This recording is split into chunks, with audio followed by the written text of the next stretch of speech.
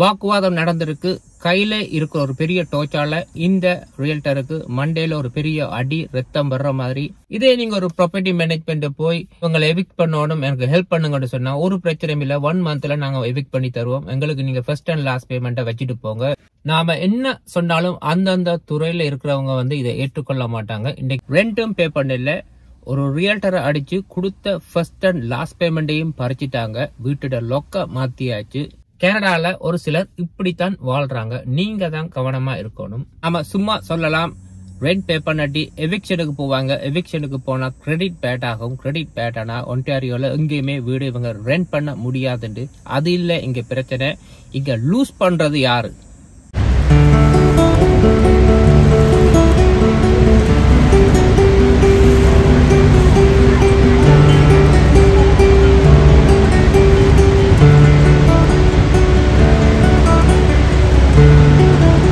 வணக்கம், எல்லாம் எப்படி இருக்கீங்க? நான் ஆல்ரெடி உங்களுக்கு டோன்ட் பே ரெண்ட் ஒரு வீடியோ போட்டிருந்தேன். அதுல பார்ட் 2 தான் இது. இங்க ஒரு சிச்சுவேஷன் நடந்திருக்கு. இது உங்களுக்கு நடந்தா நீங்க என்ன செய்வீங்கன்றதுக்கான ஒரு விழிப்புணர்வான ஒரு வீடியோ தான் இது. ப்ரீவியஸ் வீடியோல ஒரு சிலர் வந்து கமெண்ட்ல போட்டிருந்தீங்க, இவர் சொல்றதுல ஒரு சில தவறுகள் இருக்குண்டு. ஒரு ப்ராப்பர்ட்டி மேனேஜ்மெண்ட் வச்சு இந்த எவிக்ஷனை செய்யலாம், கேஸ் போடலாம். இவங்க ரெண்ட் பே பண்ணாட்டி உங்களோட கிரெடிட் பேட் ஆகும். கிரெடிட் பேட் ஆனா ஒன்டாரியோல எங்கேயுமே ரெண்ட் பண்ண முடியாதுண்டு. இதுக்கெல்லாம் பதில் வந்து உங்களுக்கு நான் இந்த வீடியோ கடைசியில சொல்றேன். இது ஹாமில்டன்ல நடந்து கொண்டிருக்கு. இது டொரண்டோ ஸ்டார்ல இந்த ஆர்டிக்கல் வந்திருக்கு. ஒரு டிட்டாச் ஹவுஸ்ல வந்து 3 யூனிட்ல ஒரு யூனிட்டை ரெண்ட் பண்ண போறாங்க. ஆல்ரெடி 2 யூனிட் ரெண்டல்ல இருக்கு. இந்த யூனிட்டை ஓனர் ஒரு ரியல்டர் மூலமா வந்து ரெண்ட் பண்ணிருக்கார். அந்த ரியல்டர் பேர் வந்து Hamilton Ron Tomlin. So August 1 rent பண்ணப்பட்டிருக்கு. இந்த மாசம் $4,300 first and last payment pay பண்ணிருக்கு இந்த ஓனருக்கு. அதே நேரம் இந்த ப்ராப்பர்ட்டி லிஸ்டிங்ல ஆன் சேல்ல இருக்கு. அதாவது ரெண்டல் இன்கமோட இந்த ப்ராப்பர்ட்டியை விற்கிறதான் இந்த ஓனரோட ஐடியா. இதே ரான் டாம்லின் தான் இந்த ப்ராப்பர்ட்டியை விற்க போறார். ஒரு ப்ராப்பர்ட்டியை நீங்க விற்கிறனாலும் ஒரு டெனன்ட்ட ஒரு பெர்மிஷன் வேணும். ஸோ இந்த புது டெனன்ட்ட இந்த ரியல்டர் என்ன செஞ்சிருக்கான்னு சொன்னா அந்த லாக் நம்பரை வாங்கி இருக்கிறார் இந்த ப்ராப்பர்ட்டியை ஷோ பண்றதுக்கு. ஆனா இந்த ரியல்டருக்கு வந்து இந்த யூனிட்டுக்குள்ள போகவே முடியல. இந்த யூனிட்டை ஓபன் பண்ணின உடனே பெரிய ஒரு சுவாசிக்க முடியாத ஒரு மனம் இருந்திருக்கு.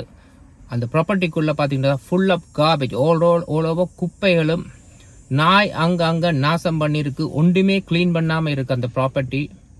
ஸோ இவங்க டிசைட் பண்ணாங்க இந்த டெனண்ட்டை வச்சு இந்த வீட்டை விற்கவே முடியாது. இந்த யூனிட் டெனண்ட்டை நாங்க எப்படியாவது எழுப்பியே ஆகணும். இப்படி இருந்தா அந்த ப்ராப்பர்ட்டி டேமேஜ் வரும். வீட்டை நார் அடிச்சு வச்சிருக்காங்கன்னு இவங்க டிசைட் பண்ணாங்க இந்த டெனண்ட்டை காசை திருப்பி கொடுத்து இவங்களை வெளியில உடனே அனுப்புவோம். ஆகஸ்ட் 10 இந்த புது டெனண்டோட ரியல்டர் ஒரு அப்பாயின்மெண்ட் வச்சிருக்காரு. அதாவது ஹாமில்டன்ல இருக்கிற ஒரு ரெஸ்டாரண்ட்டுக்கு முன்னால, அதுக்கு முன்னால வந்து இவர் பேப்பர் ஒர்க் எல்லாம் ரெடி பண்ணிருக்கிறார். வர முதலே பேங்க்ல வந்து கேஷ், அதாவது $4,300 கேஷ் இன் பண்ணி பாக்கெட்ல வச்சு கொண்டு வந்திருக்காரு. எப்படியாவது இந்த பேப்பர்ல சைன் வச்சு இவங்களை உடனே ரிலீஸ் பண்ணி எவிக்ட் பண்ணிட்டு இந்த கேஷை வந்து திருப்பி கொடுக்குற மாதிரி. சோ அங்க ரியல்டர் வெயிட் பண்ணி கொண்டிருக்கார் ரெஸ்டாரண்ட்டுக்கு முன்னால. இந்த டெனன்ட் வந்து இன்னும் ஒரு ஃப்ரெண்டோட அங்க வந்து கொண்டிருக்கிறாங்க. பேசியிருக்கிறார், உனக்கு இது சரி வராது, ஓனருக்கு பிடிக்கல, வீடு இவ்வளவு பிரச்சனை இருக்கு இந்த வீட்டுக்குள்ள, அதனால உடனடியா வந்து நீங்க இந்த பேப்பர்ல சைன் வச்சுட்டு நீங்க வெளியில போயிருங்க, உங்களுக்கு $4,300 திருப்பி தரலாம்னு சொல்லி பொக்கெட் இருக்கிற கேஷையும் காட்டி பேப்பர்ல கையெழுத்து வைக்கும் பொழுது அந்த டெனன்ட் வந்து ரிஃப்யூஸ் பண்றாருன்னு சொன்னா நான் கையெழுத்து வைக்க மாட்டேன்னுட்டு பேசி பார்த்தார். சரி வரையில, இந்த டீல் சரி வராது. ஃபைல்ஸ் எல்லாத்தையும் திருப்பி கலெக்ட் பண்ணிட்டு பாக்கெட்ல இருக்கிற காசோடையே காரை திறந்து காருக்குள்ள ஏறும் பொழுது இந்த டெனன்ட் ஃப்ரெண்ட் வந்து அந்த காரை திருப்பி அடிச்சு மூடி இருக்கிறார். திருப்பி திறக்கும் பொழுது திருப்பியும் அடிச்சு மூடி இருக்கிறார். வாக்குவாதம் நடந்திருக்கு. கையில இருக்கிற ஒரு பெரிய டோச்சால இந்த ரியல்டருக்கு மண்டேல ஒரு பெரிய அடி, ரத்தம் வர்ற மாதிரி. டெனன்ட் என்ன செஞ்சிருக்காரு, அதுக்குள்ள பாக்கெட்ல கையை விட்டு அந்த $4,300 களவெடுத்து கொண்டு 2 பேருமே அந்த இடத்தை விட்டு வெளியில போயிட்டாங்க. உடனே 911க்கு போன் பண்ணிருக்கார். போலீஸ் வந்திருக்கு, ஆம்புலன்ஸ் வந்திருக்கு, ட்ரீட்மெண்ட் நடந்திருக்கு. விட்னஸ் இருந்திருக்கு. உடனே இந்த 2 பேரையும் வந்து போலீஸ் அதே இரவே அரெஸ்ட் பண்ணிட்டாங்க. அண்டர் $5,000 சார்ஜ்னால அரெஸ்ட் பண்ணி உடனே வெளியில விட்டுட்டாங்க. ஒரு 3 நாள் கழிச்சு இவங்க டிசைட் பண்ணிருக்காங்க என்ன சொன்னா, லேண்ட்லோர்ட் டெனன்ட் போர்டுக்கு போய் கேஸ் போட்டா இனி டிலே ஆகும், 6 மாசம் ஆகும், 8 மாசம், 1 வருஷம் ஆகலாம், இந்த கேஸ் வேண்டாம், நாங்க போய் இதை பேசி பார்ப்போம்னு சொல்லி அந்த யூனிட்டுக்குள்ள போகும் பொழுது அந்த யூனிட் லொக்கா வந்து அந்த டெனன்ட் மாத்தி புது லாக் போட்டிருக்கு. அதாவது உள்ளுக்கு அக்சஸ் யாருமே பண்ணாத மாதிரி. அதே நேரம் அந்த 3 யூனிட்லயும் ஏர் கண்டிஷன் வேலை செய்யல. இந்த மெயின் தெர்மஸ்டல் வந்து இந்த யூனிட்டுக்குள்ள தான் இருக்கு. அதுவும் இந்த தெர்மஸ்டல் வந்து டேமேஜ் பண்ணப்பட்டிருக்கு. ஸோ ரிப்பேர் பண்றது கூட ஒரு வழியும் இல்லை. இதே நேரத்துல மற்ற 2 யூனிட்ல இருக்கிற டெனன்ட் கூட தங்களுக்கு இந்த பில்டிங்ல இருக்கிற தங்களுக்கு ஒரு சேஃப்டி இல்லைன்றதை அவங்க உணர வலிக்கிட்டாங்க. ஸோ ரெண்டும் பே பண்ணாம இருக்கிறாங்க. கொடுத்த ஃபர்ஸ்ட் அண்ட் லாஸ்ட் பேமெண்ட்டையும் பறிச்சு எடுத்துட்டாங்க. ரியல்டரையும் அடிச்சு போட்டுட்டாங்க. ஓனர் இனி கதைக்க போனா அவங்களுக்கும் ஏதாவது ஒரு பிரச்சனை வரும் அவங்க ஒரு முடிவுக்கு வந்தாங்க. பேஸ் ஆன் ரியல்டர் சீரியஸ் இஷ்யூவை வச்சு டெனனுக்கு வந்து N7 நோட்டீஸ் ஹியரிங்குக்கு வந்து ரிக்வெஸ்ட் பண்ணிருக்கிறாங்க. அதே போல 1.2 N10 evicted tenant apply for hearing landlord and tenant போர்டுக்கு என்னதான் நீங்க ஹியரிங்குக்கு போட்டாலும் அவங்களே அதை ஒத்துக்கொள்றாங்க. அந்த ஆர்டிக்கல்ல இந்த டெனன்ஸ் வந்து அப்பீல் பண்ணி இதை டிலே பண்ணி இன்னும் பின்னுக்கு தள்ளி போடலாம். 2022 ஆண்டு வந்து 83,000 கேஸ் வந்து ஃபைல் பண்ணப்பட்டிருக்கு. அதுல 45% தான் முடிஞ்சிருக்கு. மிச்ச 55% பெண்டிங்ல இருக்கு. இது இப்படி இருக்கும் பொழுது 2023 ஆண்டு வந்து 84,000 கேஸ் வந்து ஃபைல் பண்ணப்பட்டிருக்கு. நார்மலா ஒரு ஃபர்ஸ்ட் ஹியரிங் வந்து உங்களுக்கு 5 to 6 வீக்ஸ்ல வரும். அதுக்கு பிறகு அடுத்த ஹியரிங் வந்து 45 days. அப்படி ஒவ்வொரு தேதியில மாறிக்கொண்டே இருக்கும். ஒரு சில கேஸ் வந்து 1.5 வருஷம் அதுக்கு மேலேயும் எடுக்கும். 40-50,000 ரெண்ட் பே பண்ணாம அங்கே வாழ்ந்து கொண்டிருப்பாங்க. இந்த கேஸ் இவங்க எவிக்ஷன் லெட்டர் கொடுத்தாலும் ஹியரிங்குக்கு போய் இருந்தாலும் இந்த ரியல்டரும் இந்த ஓனரும் என்ன டிசைட் பண்றாங்கன்னு சொன்னா, இந்த ஆர்டிக்கல்ல கடைசியா பாருங்க, நாங்க திருப்பி போய் இந்த டெனன்ஸோட போய் ஒரு நெகோசியேஷன் பண்ணுவோம். அந்த நெகோசியேஷன் என்னவா இருக்கும்னு சொல்ல தெரியல. ஆனா வேற வழி இல்லை. இப்படியே போகாம இருந்தா என்ன நடக்கும்னு சொன்னா, இந்த டெனன்ட் கேஸ் வந்து 1 வருஷமா ரெண்ட் பே பண்ணாம போய்கொண்டே இருக்கும். இவங்க இந்த வீட்டை நினைச்சாலும் விற்க முடியாது. ஒரு டெனன்ட் ரெண்ட் பே பண்ணாட்டி அந்த வீட்டை யாரும் வாங்க மாட்டாங்க. முதல்ல இந்த டெனன்ட்டை எவிக்ட் பண்ணா மட்டும்தான் இந்த வீட்டை விற்க முடியும். அதுக்கான வழிகளை தான் இப்ப இவங்க செஞ்சு கொண்டிருக்கிறாங்க. இந்த போட்ல வந்து இவங்களுக்கு நம்பிக்கை இல்லை. கூடுதலான கேஸ் வந்து லேண்ட்லார்ட் அண்ட் டெனன்ட் போட்ல வந்து இப்படித்தான் போய் முடியும். 1-1.5 வருஷத்துக்கு பிறகு அவங்களாவே எழும்பி போவாங்க. இல்லைட்டு சொன்னா கவர்மெண்ட் வந்து அந்த போர்ட் வந்து எவிக்ஷன் லெட்டருக்கு ஒரு டேட் கொடுக்கும். இவங்க எழும்பி போவாங்க. சரி, இந்த 1.5 வருஷமா பே பண்ணாம இருந்த இந்த ரெண்டை யாரு பே பண்றது? பே பண்றதுக்கு இவங்கள்ட்ட காசும் இருக்காது. இப்ப நீங்க சொல்ல முடியாது லேண்ட்லோர்ட் அண்ட் டெனன்ட் போர்டுக்கு போனா இவங்களை எவிக்ட் பண்ணலாம். எவிக்ட் பண்ணலாம். எப்ப எவிக்ட் பண்ணலாம், இவங்க எப்ப எழும்புவாங்க? அது மட்டும் இந்த ரெண்ட் பே பண்ண மாட்டாங்க. ரெண்ட் பே பண்ணாட்டி மோர்கேஜ் பே பண்ண முடியாது. இந்த கேஸ் நடக்குமா இருந்தா இந்த மோர்கேஜ் பே பண்ணாம இந்த யூனிட்டை இழக்கிறதுக்கான வாய்ப்புகளே நிறைய இருக்கு. பேங்க்குக்கு போய் நீங்க சொல்ல முடியாது வந்து ரெண்ட் பண்ண டெனன்ட் பே பண்ணல, அதனால மோர்கேஜ் பே பண்ண முடியாது. நீங்க தான் ரெஸ்பான்சிபிள். சோ இதுல ஒரு சிலர் நீங்க சொல்லிருப்பீங்க ப்ராப்பர்ட்டி மேனேஜ்மெண்ட் வச்சு எவிக்ட் பண்ணலாம், லாயரை வச்சு எவிக்ட் பண்ணலாம். இது எல்லாத்துக்கும் யாரு காசு பே பண்றது? உங்களை எவிக்ட் பண்றதுக்கு உங்களுக்கு யாரு காசு பே பண்றது?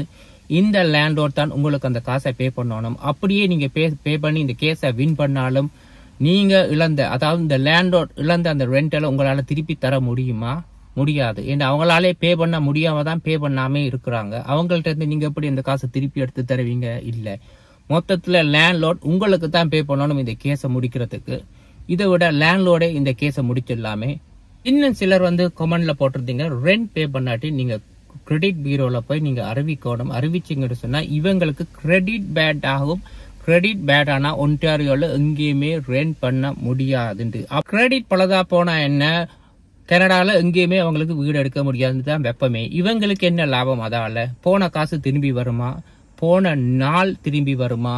இதே ஆர்டிக்கல் ஒரு சோசியல் மீடியால வந்தது. அதுக்கு கீழே கமெண்ட் பண்ணிருக்காங்க. பாத்தீங்கன்னு சொன்னா $30,000 எங்களுக்கு பே பண்ணுவீங்களா இருந்தா நாங்க இந்த டெனண்ட்டை வந்து எவிக்ட் பண்ணுவோம். இந்த ஓனருக்கு எப்படி இருக்கு இதை கேட்டா? சும்மாவே நான் லூஸ்ல இருக்கேன், நீங்க $30,000 என்கிட்ட கேக்குறீங்க இன்னும் இவரை ரிமூவ் பண்றதுக்கு.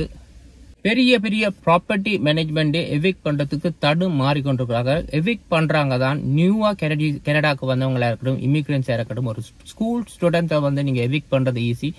நடுவுல 6 மாசம் 3 மாசத்துல கொஞ்சம் லம்சம் கேஷ கொடுத்து எவிக் பண்றாங்க. இது எல்லாத்துக்கும் யாரு பே பண்றது? இந்த சிஸ்டம் வந்து டெனண்ட்டுக்கும் தெரியும், ப்ராப்பர்ட்டி மேனேஜ்மெண்ட்டுக்கும் தெரியும். 2 பேரும் டார்கெட் பண்றது வந்து லேண்ட் லோட தான். இந்த மாதிரி சிச்சுவேஷன் வந்தா தான் ப்ராப்பர்ட்டி மேனேஜ்மெண்ட் கொஞ்சம் காசு மேக் பண்ணும். இது வந்து ஒன்டாரியோல லேண்ட் லோட் அண்ட் டெனன்ட் போர்ட்ல இருக்கிற ஒரு வீக்கான ஒரு சிஸ்டம் தான் சொல்ல முடியும். வழியா வேற ஒன்றும் இதுல இல்ல. இந்த சிஸ்டம் வந்து ப்ராப்பர்ட்டி ஓனர்ஸுக்கு எதிராக தான் இருக்கு. கிரெடிட் பிரச்சனை, ரெண்டிங் பிரச்சனை எல்லாமே இவங்களுக்கு ஒரு பெரிய இஷ்யூவே இல்லை. ஒவ்வொரு வருஷமும் ஒவ்வொரு ஐடி புது பேர்ல புது கிரெடிட் ஸ்கோர்ல உங்களை வந்து கொண்டே தான் இருக்க போறாங்க. நீங்க தான் பார்த்து ரெண்ட் பண்ணணும். நாம என்ன சொன்னாலும் அந்தந்த துறையில இருக்கிறவங்க வந்து இதை ஏற்றுக்கொள்ள மாட்டாங்க. இன்னைக்கு இன்ட்ரெஸ்ட் ரேட் கூட இருக்கிறதால வீட்டோட விலை குறைவா இருக்கு. இப்ப சொல்லுவாங்க இப்ப best time to buy house, இப்ப விலை குறைவா இருக்குண்டு. இல்ல அடுத்த வருஷம் வாங்குவோம் இன்ட்ரெஸ்ட் ரேட் குறைஞ்சா அப்புறம்னு சொன்னா வார வருஷம் இன்ட்ரெஸ்ட் ரேட் குறைஞ்சா வீட்டோட விலை கூடிடும், உங்களால வாங்க முடியாதுன்னு சொல்லுவாங்க. இதே நீங்க ஒரு ப்ராப்பர்ட்டி மேனேஜ்மெண்ட் போய் இவங்களை எவிக் பண்ணணும், எனக்கு ஹெல்ப் பண்ணுங்கன்னு சொன்னா ஒரு பிரச்சனையும் இல்ல, 1 மந்த்ல நாங்க எவிக் பண்ணி தருவோம், எங்களுக்கு நீங்க ஃபர்ஸ்ட் அண்ட் லாஸ்ட் பேமெண்ட்டை வச்சுட்டு போங்க, எல்லாமே குவிக்கா செஞ்சு தரலாம்ட்டு. நீங்க 6 மாசம் போனாலும் இந்த கேஸ் போய் கொண்டு தான் இருக்க போது. அவங்களும் சொல்லத்தான் போறாங்க கேஸ் இப்ப நடந்து கொண்டிருக்கு, கொஞ்சம் வெயிட் பண்ணுங்கன்ட்டு. இதே போலதான் உங்களுக்கு கிரெடிட் ஸ்கோர் நல்லா இருந்தாலும் ஒரு பிரைவேட் மோர்கேஜ் தான் போறீங்க, ஒரு மோர்கேஜ் செய்யறதுக்கு உங்களுக்கு அந்த மோர்கேஜை பேங்க்ல செய்யக்கூடியதா இருந்தாலும் பிரைவேட்ல தான் அதை செஞ்சு கொடுப்பாங்க. பிரைவேட்ல தான் அவங்களுக்கு வந்து கமிஷன் அதிகமா வரும். இது அவங்களோட பிழை இல்ல.